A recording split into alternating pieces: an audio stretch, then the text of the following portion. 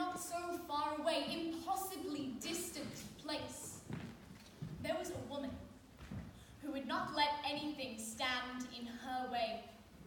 She was a force of nature.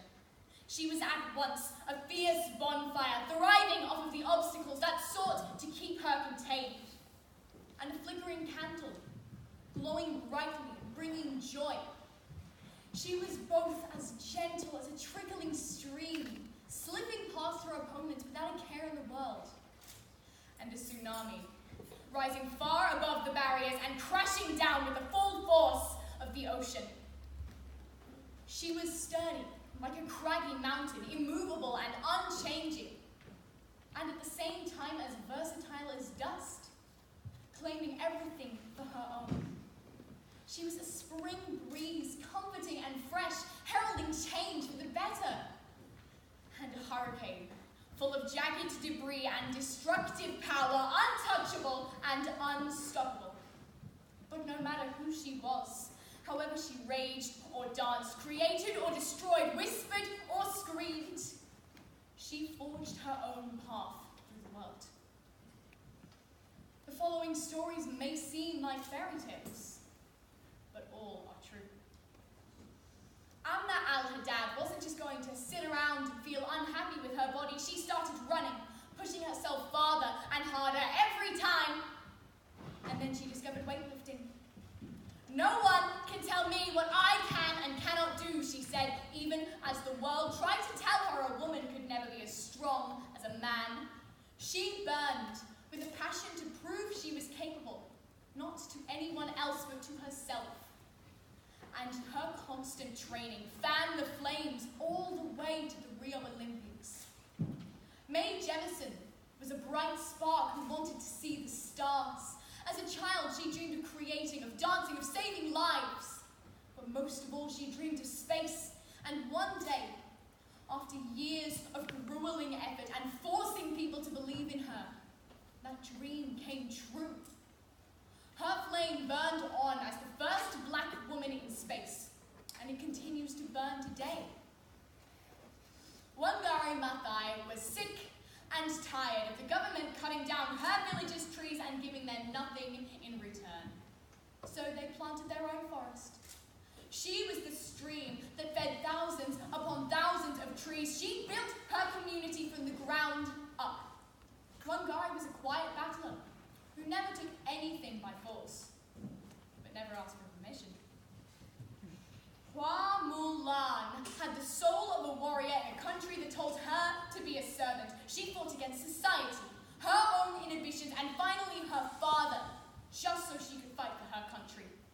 She rose far above her station in a rush of white water and drowned out the cries of outrage with her own waves. She took her sword to the necks of anyone who told her she couldn't wield it. Ya Asantawa was the queen of the Asante tribe and was as immovable as stone when the British came to her land.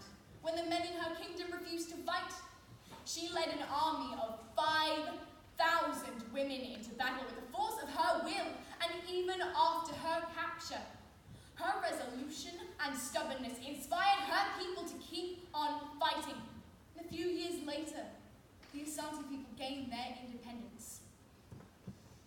Emily, Anne, and Charlotte Bronte had stories to tell, and they wouldn't stop talking until the world listened. Women can't write!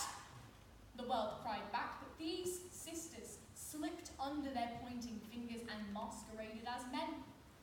And when the world finally stopped shouting and listened, they revealed themselves.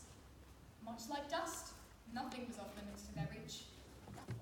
Malala Yousafzai is a strong-willed young woman who uses peace to fight for herself and other girls.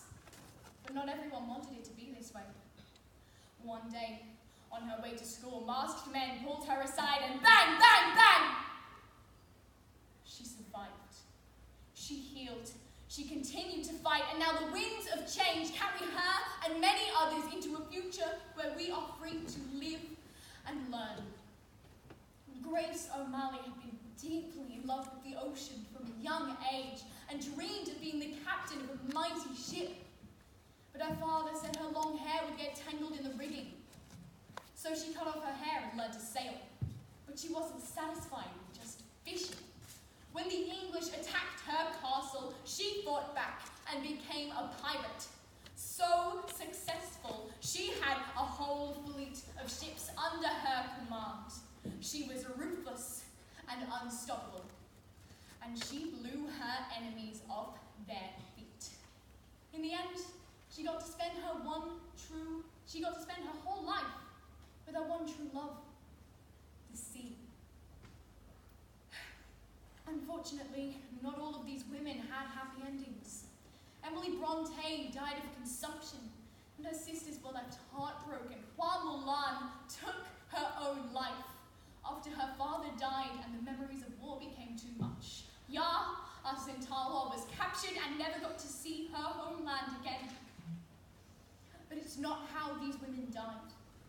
It's how they lived, how they inspire others to live, how we choose to live. You get to decide what force of nature you are going to become. This world fears nature, and you might think you know why. A single tremor can level a city. One drop match can burn down a forest. That's not it. We fear nature because we cannot control it. And nobody could control these women. Nobody should be able to control you. You are an unstoppable possibility, a destructive creation, and you cannot be touched. Your story will not write itself, and you are the only one who holds the pen. Laugh in the face of danger. See the whole world in your mind. Turn to stone for the people who are buried under them. Dance amongst a million suns. You are capable. You are ready. So, tell me, how will you write your fairy